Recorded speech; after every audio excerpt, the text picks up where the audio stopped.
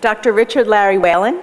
Dr. Whelan is the Chief of Colorectal Surgery at the hospital, and he's also the Chief of Surgical Oncology for the Continuum Cancer Centers, that our system-wide program. And I know we have a number of grateful patients in this room to Dr. Whelan, and I'm sure you'll enjoy his talk. So please join me in welcoming Dr. Larry Whelan. What I'm going to talk about is colorectal cancer, give you some information about probably more than you want to know about how it forms and how we now diagnose it and how we treat it, and also with a spin for the St. Luke's Roosevelt and CCCNY, which is the cancer center between Beth Israel and St. Luke's Roosevelt. So I want to start out by saying, though, let's go up to 50,000 feet and just look back at where we are today in medicine. I think it's an amazing time to be a doctor. And it's an amazing time also to be a patient. I think it's a never has there been a better time in medicine. The advances, the paradigm shifts that have occurred in the last 20 years are numerous, and the very way that we diagnose things, our ability to understand disease, our ability to treat it in a very specific and less toxic way has changed dramatically over the last 20, 30 years. I mean, it's one of those periods. It's like the Industrial Revolution. There are times where there's just huge jump leaps in our society in various ways. This is a golden time for medicine, and I hope it will continue. But it really has been very exciting to be a doctor during this, and to see the changes both in surgery and both on the research side and in terms of radiology, and every specialty you can think of has been amazingly has developed. One is the mapping of the human genome. I mean, we now know we have the roadmap of the proteins and the everything that the body requires for life. We now at least have the genes mapped, and so our ability to also decipher protein structure, to know exactly what something is made of specifically, and the ability to then design drugs to attack that or to foster that or to mimic that is just grown tremendously over the last several decades. We now have a new class of drugs, biologic drugs that are where we actually employ bacteria or fungus to actually manufacture a very specific antibody or antibodies against a particular protein or something that will help us treat a disease or a process, or in my field, cancer. So this is a whole new class of drug that didn't exist before that's now being employed, and we're seeing great strides being made with that, and also the development of new drugs. As far as technology, if you think of scans, it used to be in the colon field, there's a rigid proctoscope, which every human feared, which was a long, uncomfortable exam to go through, and it didn't get you too far. You didn't examine much of the bowel that way. And then there was a barium enema, which was equally no fun. And you were limited. You had no ability to treat what you might find on those exams. You had merely just to find it. And so we now have PET scans, colonoscopy, MRIs, CT scans that work in seconds. Even in the last 15 years, we've seen huge advances in this. As far as surgery goes, I'm going to share with you some of the advances in surgery. But when I was a resident, I trained from 82 to 87. And at that time, we did all our surgery through an incision. We made an incision, and you went in there, and you did the work, and then you closed up the incision in the belly, because that's where I work as a general surgeon and a colorectal surgeon. And now, I do 90% of our cases with laparoscopic procedures, which are with very tiny pinholes that we make very small incisions to actually get the specimen out. And this has been associated with many benefits that my lab and others have been able to elucidate, to understand why is it better to avoid the big incision, and what are the advantages to being less invasive. And also, as we go on, we're seeing that less surgery is being done in general. We're doing less and less surgery, and as we go on, it'll get lesser still, because the medicines are getting better. Our ability to detect cancer is growing, and so we can get things at a stage where there may be, for many cancers, not for many, but for several, you can treat it purely medically, where the surgery that needs to be done is limited, is not quite as radical as it once had been. So it's an amazing time, and the same is true with chemotherapy as well. Now, as far as where I fit into this, I'm a surgeon, but I also have a research lab that does both basic science and some translational research, so we do clinical studies as well, and in the area of minimally invasive surgery, and also in the idea of cancer surgery and finding drugs that you can take just before an operation and after an operation to further improve your results. Now, I came from Columbia. I was born up at Columbia many moons ago, and I trained up there, went to medical school there, I did my residency there, I went away for a couple of years, came back, was there for 20 years, and then I came down to St. Luke's Roosevelt 3 years ago. And I can say 3 years later that how happy I am that I made that decision. The environment that I found here was exactly the kind of environment that I think, in my mind, the way Columbia used to be at one time in terms of being a place where you could do studies, one could do research, you could bring new techniques in, and yet not have to face the mountains of red tape and also, frankly, the costs that have been passed on to the doctors up at places like that. We have several research buildings that they're big buildings, first of all, lots of space, and lots of fellow researchers who want to do things. And the IRB, the committee that we have to go through to get studies done, is very, very, very friendly. They want to see us do studies, and the amount of work that was being done down here, frankly, surprised me. I didn't realize how much research is being done. And also, in terms of our day-to-day life, the Cancer Center, CCCNY, which is something that I'm a proud part of and that involves both campuses, is a very well-integrated entity. And in my area, in GI surgery, in terms of the way that the medical and radiation oncologists and the surgeons interact here versus what we had at Columbia, Columbia is a better known name in terms of nationally. But the truth is, we are so much better than they are in terms of the way we get patients care, the way we get decisions. We make decisions as a group with multiple surgeons, multiple radiation oncologists, medical oncologists, the tumor boards, modern tumor boards, teleconferencing every week. And we speak to each other on a daily basis. And this is the kind of place that I wanted to go to because I wanted to be able to take the best care of our patients. And in Scott's case is a good example. We had all the people that were involved on his team. We were all good friends. We knew daily what was going on, even if the ball was in the other guy's court at that time in terms of the treatment that was being given.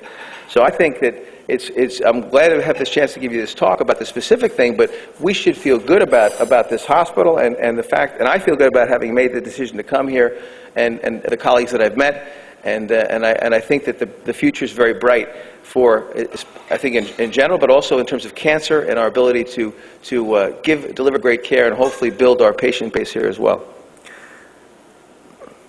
So what does the colon do? Well, we're going to go through a few of these things briefly, and we're going to go through how cancers form, how do you diagnose it, with the research we're doing briefly, and then the future.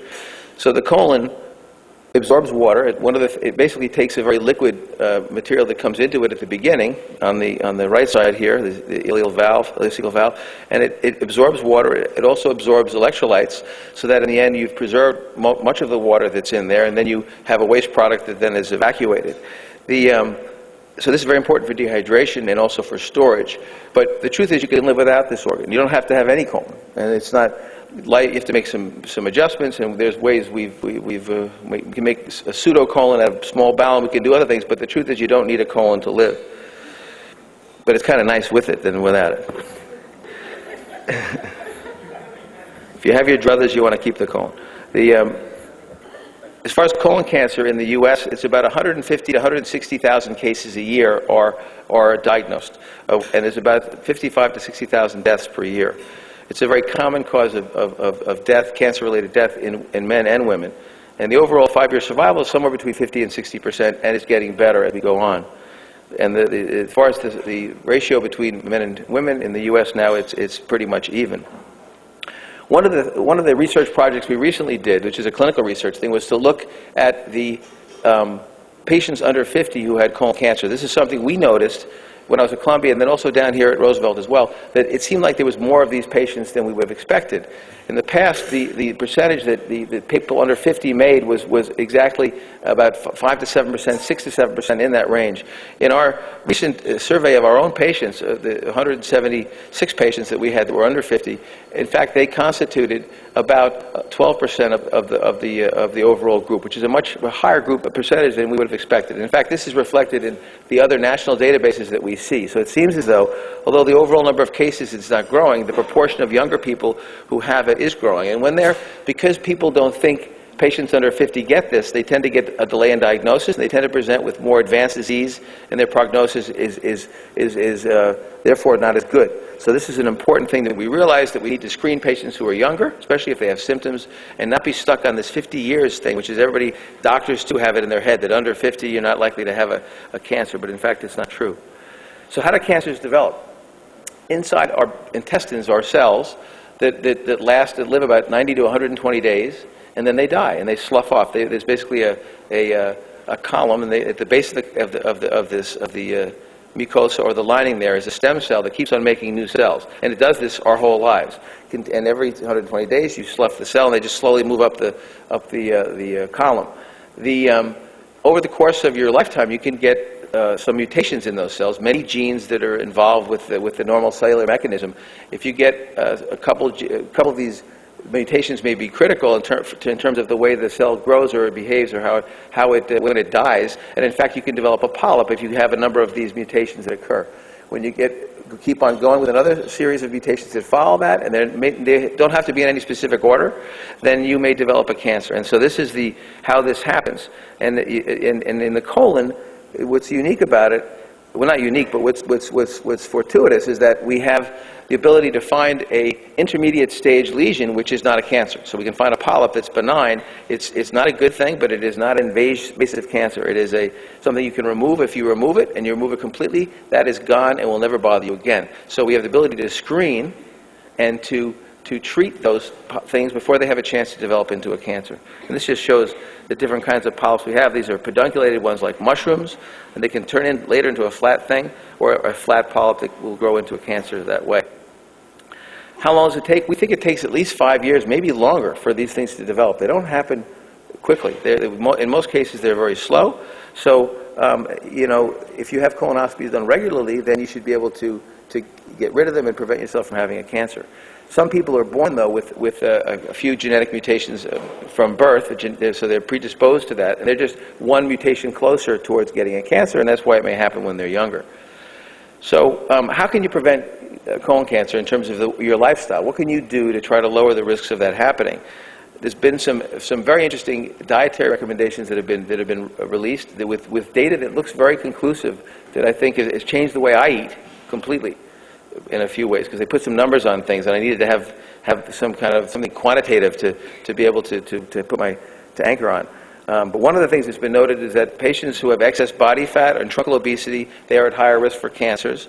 That exercise and physical activity, if you do it regularly, actually is protective and reduces your risk. And alcohol in men, and not so much in women in terms of the proof that's available, also slightly increases your risk if you drink regularly. As far as the meat, this is the one that got me, because I like meat, and we're working hard all day, and we call out to this deli to get a sandwich, and we eat our. This is like a routine. We've been doing it for a long time, and I'm from New York, so pastrami. We like meat. So, but here's the thing: they've come out now with clear-cut evidence that the meat is bad, and they even will put a number on it. So if you eat less than 2.5 ounces of unprocessed meat, so just steak or hamburger or whatever. That carries little risk. That's not a huge amount, but if you stay under that, they cannot detect any increased risk. If you eat 3.5 ounces a day, less than a quarter pounder, not anyone here eats at McDonald's, nobody does that, but once in a while maybe. But anyway, the risk for colon cancer is 17% higher. If you have 7 ounces a day, the risk is 34% higher. That's a big increase in risk. Now, if you have processed meat, if you eat pastrami or you eat, any ham, anything that's cured, the risk is double. It's double. 3.5 ounces of processed meat, your risk is 36% higher. If you eat 7 ounces a day, 72% higher risk with that. So I was asked to comment on a news story on this thing, and I actually went through the whole thing. And then after I said to the guy, this is it for me. I'm not doing any more sandwiches, and it's changed my behavior. And if you hear these things and you can see it, that's a clear-cut thing. You can have egg salad, maybe. Chicken, they're not sure about. Fish may be protective. It'll make it free fatty acids. Now, dietary fiber is also it's highly probable to be protective, and that's a high fiber diet is a good thing. Supplements, they don't have as much evidence on, but probably the supplements help as well. So a high-fiber diet is good. This is not news either. The countries and cultures where there's a very high fiber intake have a very low incidence of cancers.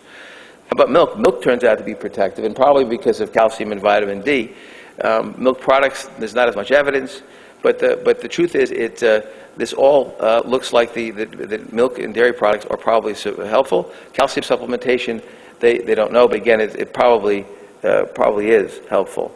So to summarize, a high-fiber diet, if you limit your red meat by just avoiding it several days a week, and then you maybe have, if you like to eat meat, once in a while have a steak or something, then you can limit your overall intake and lower your risk that way.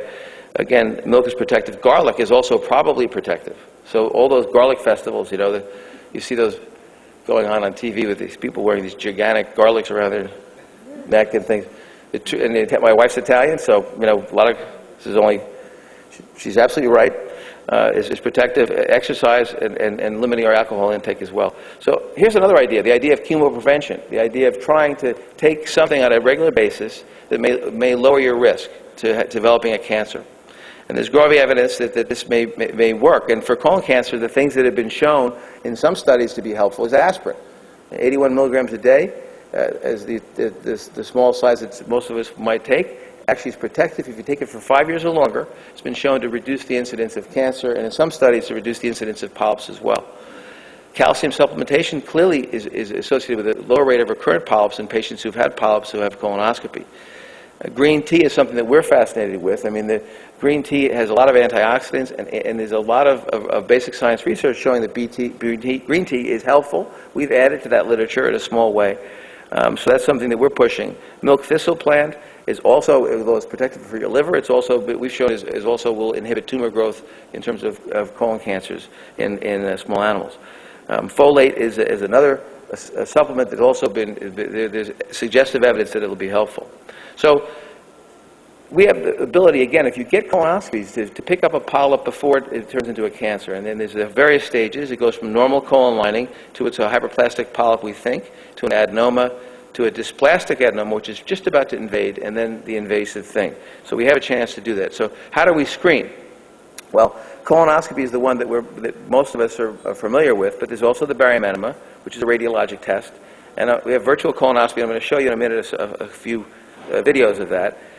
Screening starts at age 50 is what's approved by most bodies. I think it should be earlier. I really think it should be at an earlier age, although it's hard economically to find the backing for that.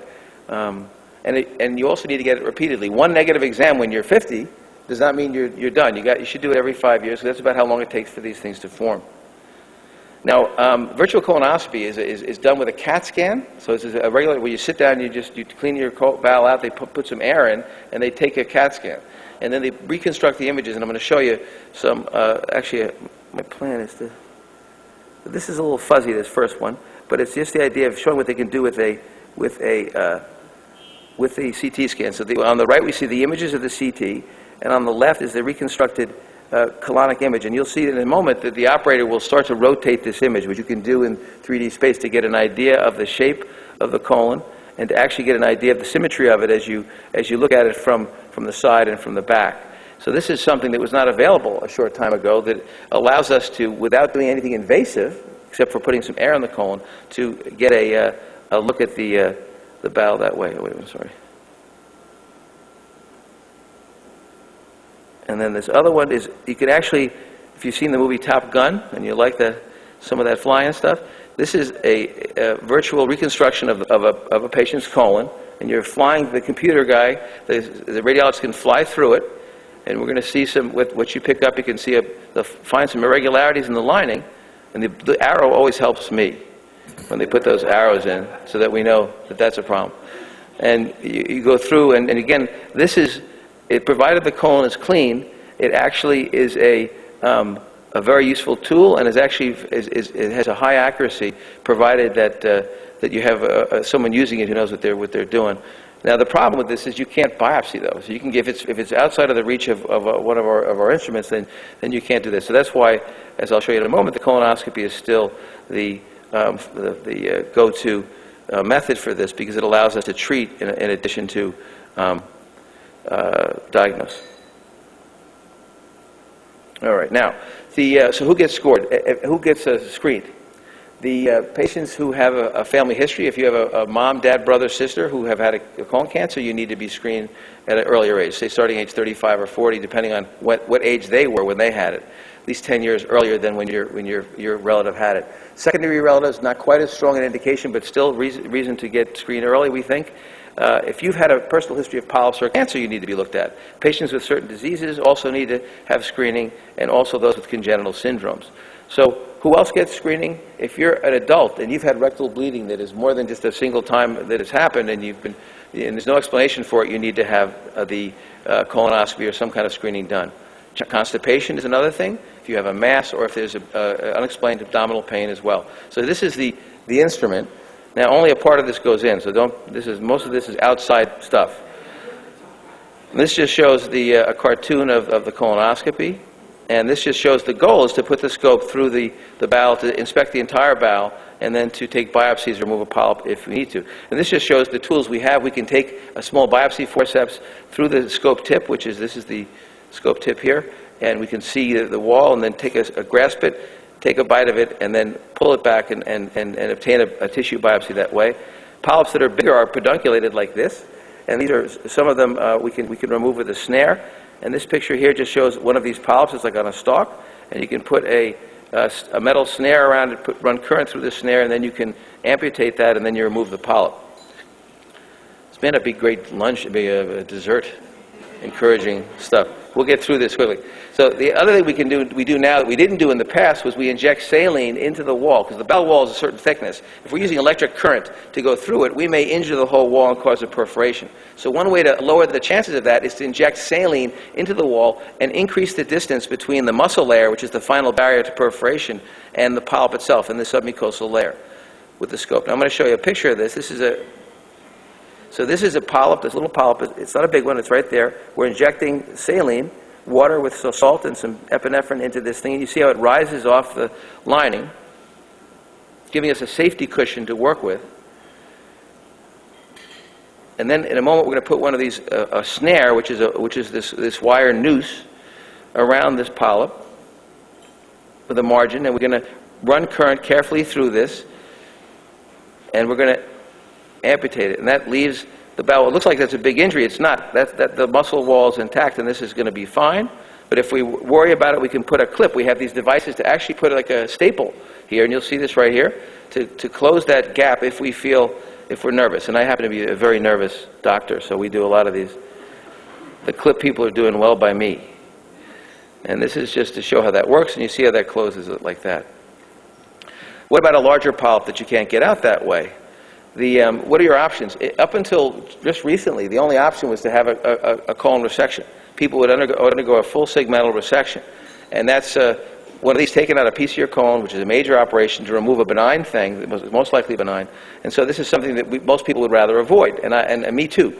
So we have taken some Japanese methods, which are advanced endoscopic methods that they have perfected, and they really are expert at this because they have so much gastric cancer that's early. They've had an opportunity to learn this, and the stomach is a great place to develop these things.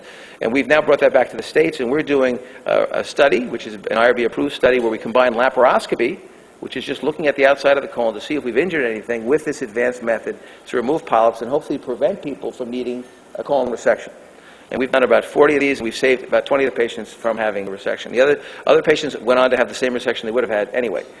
And this is what we do. We combine the laparoscopy, which is done with carbon dioxide, is pumped into the belly through a small cylindrical tube, and there's a valve on it so the gas stays in the belly, and then we put a telescope with a camera on it, and that goes through one of these openings, and we can see what's going on inside. That's done just to see what the colonoscope is doing.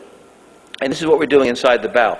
Here's our big polyp, and so what we do is we inject that, like I said, we make that saline lift, and then we use an actual knife to cut around the entire polyp, and then we try to undermine it and remove it that way. And this is just to show a bigger polyp, and just to show you a little bit of this, of what we're doing. And this is something, we have the largest experience of any surgery department in the country right now in terms of this particular method. And both the American College of Surgeons and the Society of Colorectal Surgeons, we're part of a program to try to teach this and to roll this out to the other surgeons in the country. And this is, you see the blue color, we inject a little dye, because that allows us to see the layers better. and you can see this polyp is stood up. This is a small knife, a little stiletto, very sharp blade that actually works by electrical current, and we're just going to go around the polyp to try and to just first of all detach that part of it, and then we actually have to get underneath it to detach it fully. And this is really, we're doing surgery with an endoscope. This is not just putting a simple snare on. This is real surgery through a scope, through an orifice, which is avoiding, hopefully, a much bigger and much more morbid procedure that has complications that are greater than from this. Now, once that's done, we then have to get the polyp down, so we try to turn the patient so gravity will help us dissect this thing down, and then we detach it that way. And this is some of the final images. You see that this big, huge polyp removed this way, and this just shows it in various stages. This is how it started, and this is how it is at the end. I wish I said I did that one, but that's a Japanese one. And we're working towards that kind of efficiency with this and also the skill. But we've been successful, though, with this, like I said, in 20 cases and are moving ahead. What about cancer treatment? If someone has a cancer, how do we treat those? Well, surgery is a very important part of that treatment, and chemotherapy is also given, and sometimes radiation is given for patients with rectal cancer as well. But the surgery has changed radically because in my lifetime, we've gone from where it was 100% open to where we now do 90% of this through the closed incision type approach, the laparoscopic approach. And we've had to go through a period of a lot of doubt about whether this was the right way to go. And we did a randomized trial in the U.S. that we were a part of and included, in fact, the most patients in the New York City area to this trial to see if it was better than the old-fashioned method. And in fact, the patients went home a few days sooner. They used less pain medication. They had the same number of complications, but their overall recovery was faster. The overall cancer results were as good as. So it's now the new gold standard because, of course, patients are happier to avoid the big incision and have less pain and an earlier recovery. We've also shown there's physiologic benefits to that as well in terms of many proteins and many markers of trauma are less with the laparoscopic. So I'm just going to show you a clip or two from this. I hope this is okay. This is the right part of the colon is going to come out for a patient with a cancer in that area. And how we do it before? We do it like this, big incision to do it that way. How do we do it now? We make 4 small incisions like this, and then we'll make an additional small incision here I'll show you in a moment. And again, we use the laparoscopy to pump the gas into the belly, and then we work with a telescope through there, and we work with several ports to manipulate the bowel and to remove it. And this is just to show you a sample. The colon is down below here. We're just attaching the omentum, which is the fatty apron that sits over this one part of the colon, and we're using an ultrasound form of energy, so we're not using a straight cautery. We're just using actually sound waves that shake the tissue until it denatures and then it separates.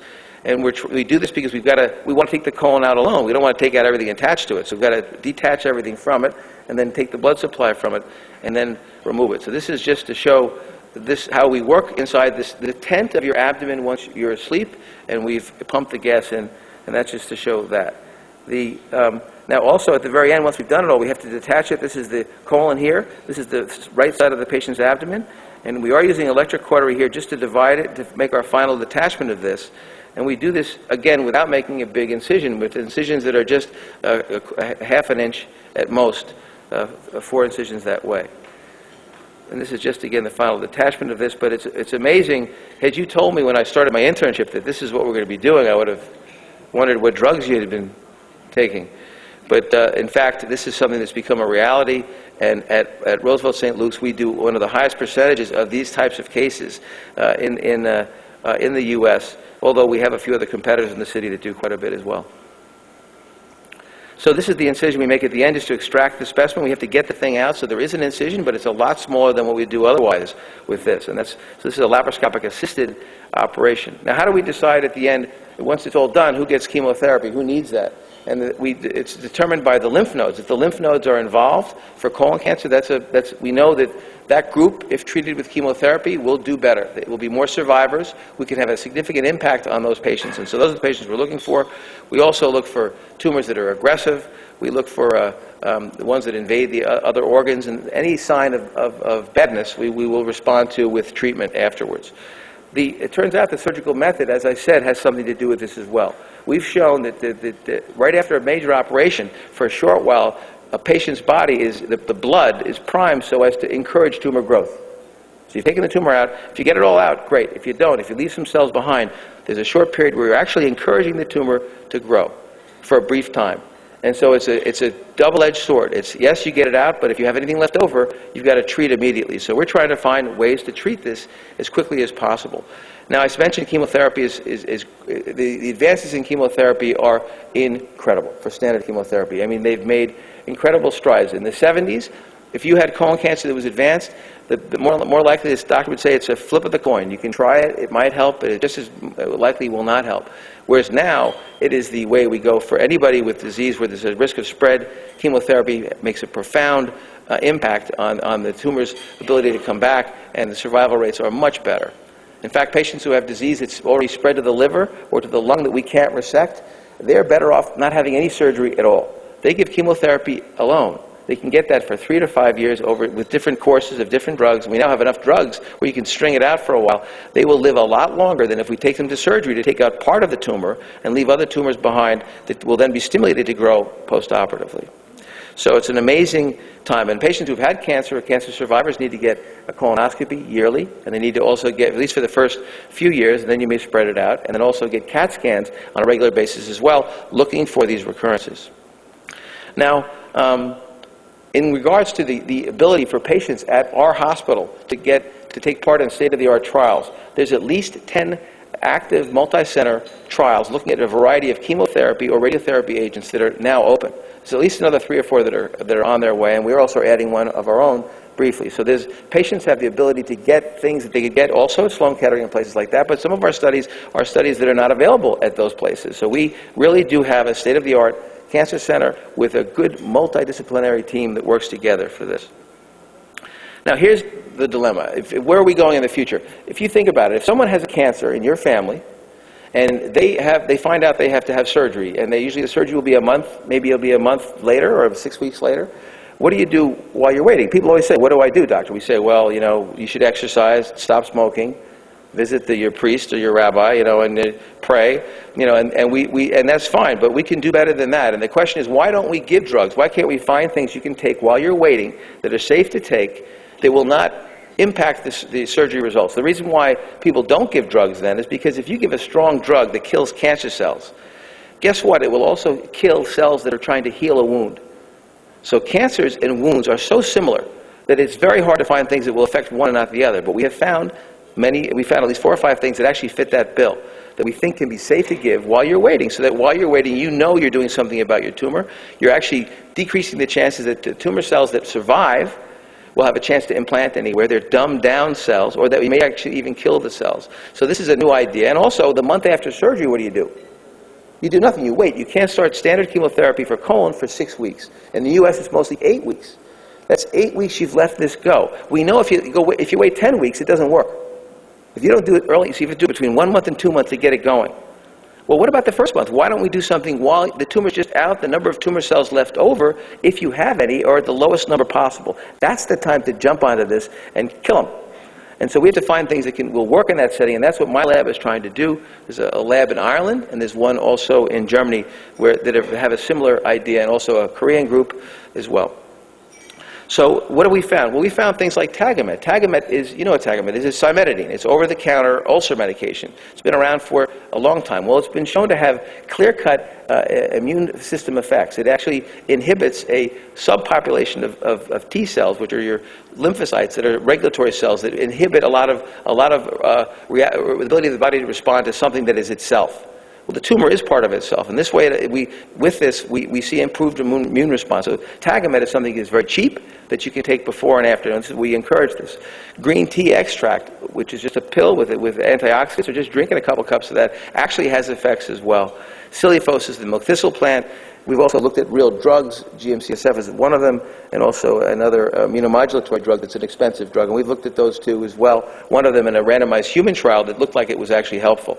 But that's not moved on to the phase 3 trial because there's not enough money for that study.